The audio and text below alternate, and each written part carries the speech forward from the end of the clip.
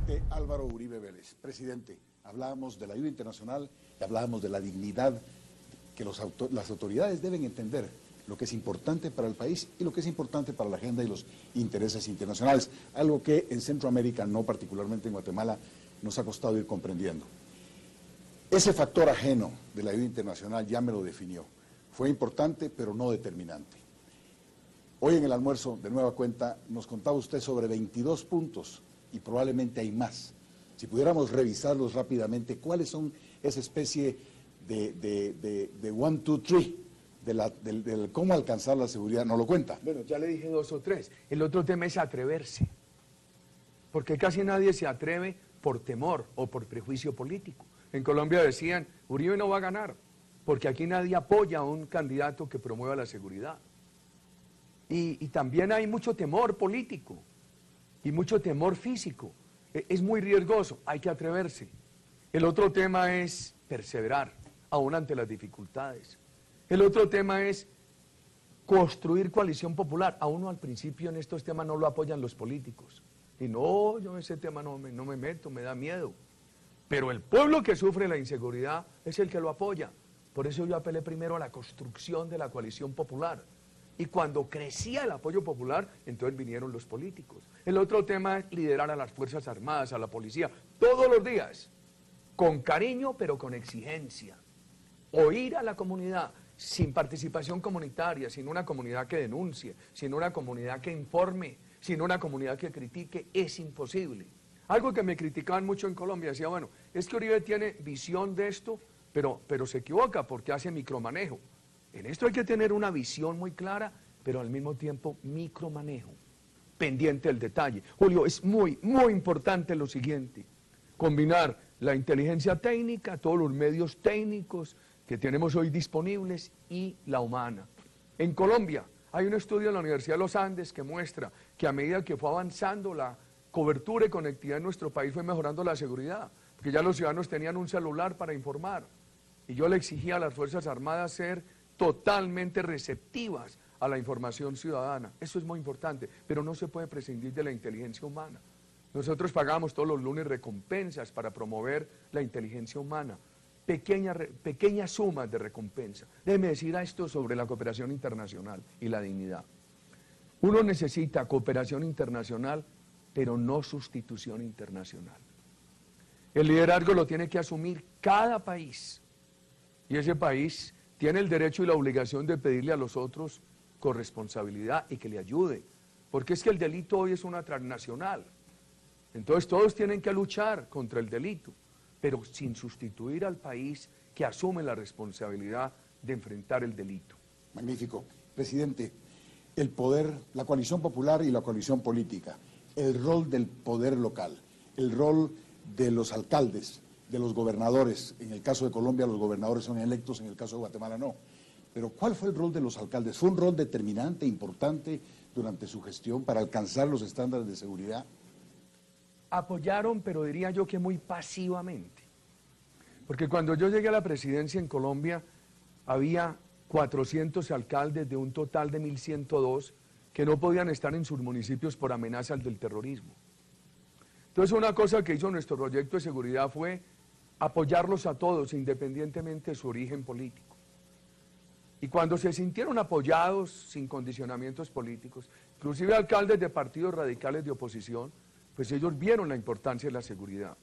Yo ahora, desde el papel de ciudadano del común, en el ejercicio de la política, teniendo en cuenta que en el mes de octubre habrá en Colombia elecciones de alcaldes y gobernadores, estoy promoviendo que los nuevos alcaldes y los nuevos gobernadores trabajen por la seguridad en lo local y en lo departamental, de acuerdo con las guías, con las instrucciones del presidente, que todos los días hagan un consejo de seguridad, que le exijan y le den apoyo a las Fuerzas Armadas, militares, a la policía, que apoyen a la justicia, que visibilicen a los criminales, que cuando el alcalde, el gobernador sepa que hay un criminal, inmediatamente lo diga públicamente, porque la visibilización de los criminales es muy importante.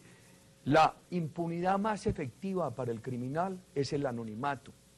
Hay que visibilizarlo, y uno no le puede pedir al ciudadano del común que lo visibilice, ¿Por qué se tiene que exponer el ciudadano del común a ese riesgo? Se lo tiene que pedir esa a la autoridad. Yo como presidente, cada que sabía de un delincuente lo visibilizaba.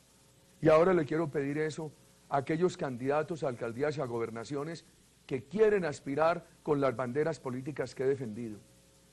Que visibilicen al criminal. Sí, aquí, por ejemplo, en nuestro país, aún hoy se conoce mucho sobre los criminales, se habla de sus nombres, de las familias, de los territorios, pero sotto voce, nadie lo dice públicamente.